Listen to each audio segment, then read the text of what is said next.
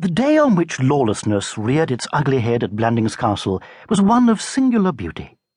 The sun shone down from a sky of cornflower blue, and what one would really like would be to describe in leisurely detail the ancient battlements, the smooth green lawns, the rolling parkland, the majestic trees, the well-bred bees, and the gentlemanly birds on which it shone.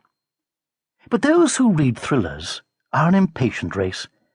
They chafe at scenic rhapsodies and want to get onto the rough stuff. When, they ask, did the dirty work start? Who were mixed up in it? Was there blood? And, if so, how much? And most particularly, where was everybody and what was everybody doing at whatever time it was? The chronicler who wishes to grip must supply this information at the earliest possible moment.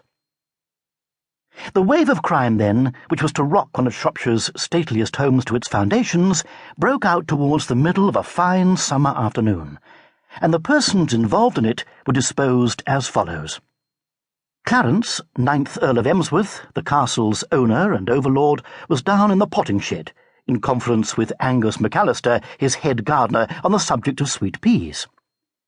His sister, Lady Constance, was strolling on the terrace with a swarthy young man in spectacles whose name was Rupert Baxter, and who had at one time been Lord Emsworth's private secretary.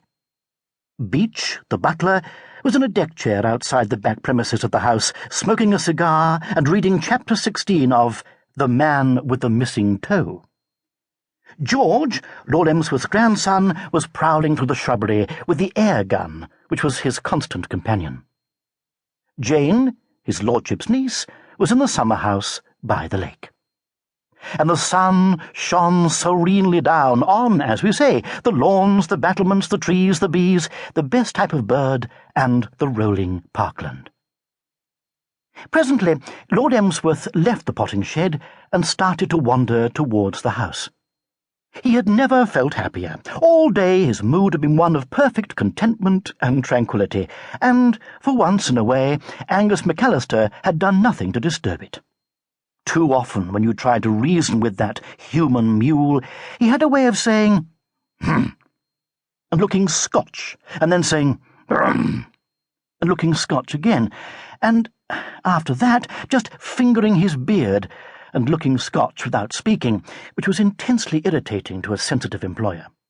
But this afternoon, Hollywood yes-men could have taken his correspondence course, and Lord Emsworth had none of that uneasy feeling which usually came to him on these occasions, that the moment his back was turned, his own sound